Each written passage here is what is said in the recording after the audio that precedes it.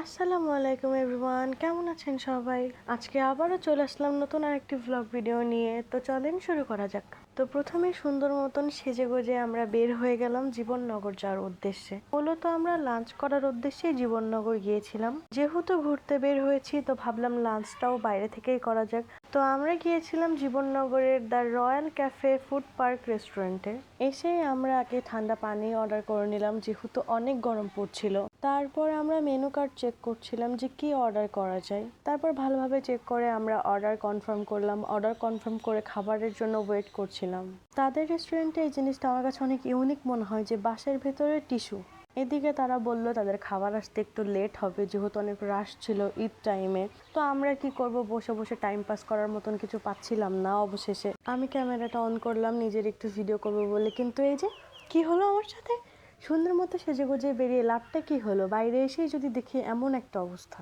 মেজাজ তখন খুবই খারাপ লাগছিল, কিন্তু বাইরে ছিলাম বিধায় মুডটা ঠিক করার জন্য ভাবলাম একটু গেম খেলি। কিন্তু গেম খেলতে যে এটা কি হলো, আমাদের মারামারি বেঁধে যাচ্ছে। তো যাই হোক, এর মধ্যে আমাদের খাবার চলে আসলো। খাবারে আমরা নিয়েছিলাম ফ্রাইড রাইসের কম্বো আর 2টা ড্রিঙ্কস। তার ভিতরে ছিল একটা ব্লু মুন ড্রিঙ্কস আর একটা লেমন জুস। এই ব্লু মুন ড্রিঙ্কসটা অনেক মজা ছিল।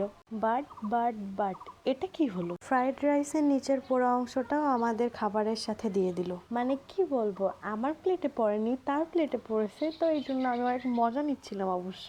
এটাও বাদ দিলাম, কিন্তু ভাই এবার শশা পর্যন্ত আমাদেরকে দিল না। এটা কোনো কথা? তো যাই হোক, এই বিষয়টা তাদের জানানো হলে তারা এটা সল্ভ আউট করে। এরপরে আমরা খাওয়া দাওয়া শুরু করি। এগুলা খাওয়া শেষ করে আমরা ভাবলাম আরো কিছু খাওয়া যাক। তো আমরা একটা পিৎজা অর্ডার করছিলাম। এখানেও আর একটা কাহিনী হলো, অর্ডার করেছিলাম পিৎজা, আমাদেরকে দিল পোড়া পিৎজা।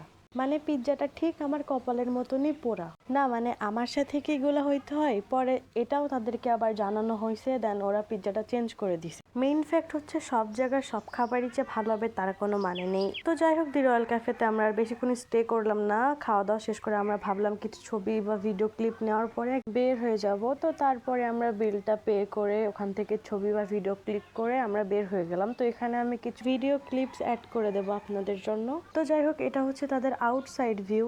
এটা হচ্ছে রেস্টুরেন্টে ঢুকতেই যে ভিউটা আপনারা পাবেন। এখানে হচ্ছে পার্কিং সাইড করা আছে, যেখানে আপনারা গাড়ি পার্ক করে রাখতে পারবেন। তারপর আমরা সেখান থেকে বের হয়ে গেলাম দত্তনগর যাওয়ার উদ্দেশ্যে। তো দত্তনগর যেয়ে দেখে অনেক বেশি রাশ ওখানে। তো আমরা ভাবলাম একটা সাইডে বসে দুজনে একটু রিল্যাক্স করা যাক। তো আমরা রাস্তার এক সাইডে বাইকটা রেখে আমরা সুন্দর মতো বসে গেলাম। বসে বসে আমরা টুকটাক যেগুলো কিনেছিলাম বাইরে থেকে সেগুলো খাচ্ছিলাম আর ভিউটা এনজয় করছিলাম, গল্প করছিলাম। বেশ ভালোই লাগছিল পরন্তু বিকেলে এই সময়টুকু। তারপর সেখান থেকে আমরা চলে গেলাম কুশুডাঙ্গা বটতলা। এখানে যাওয়ার কারণ হচ্ছে এখানে নাকি অনেক পুরনো বটগাছ আছে, প্লাস এখানে ঈদের টাইমে অনেক সুন্দর করে মেলার মতন করে স্টলস বসে। তো দত্তনগরে যেহেতু অনেক রাশ ছিল, তো আমরা এখানে আসার ডিসিশন নিলাম। এখানেও রাশ ছিল মোটামুটি, বাট ইটস ওকে। তারপর আমরা জায়গাটা ভালো করে ঘুরে দেখছিলাম।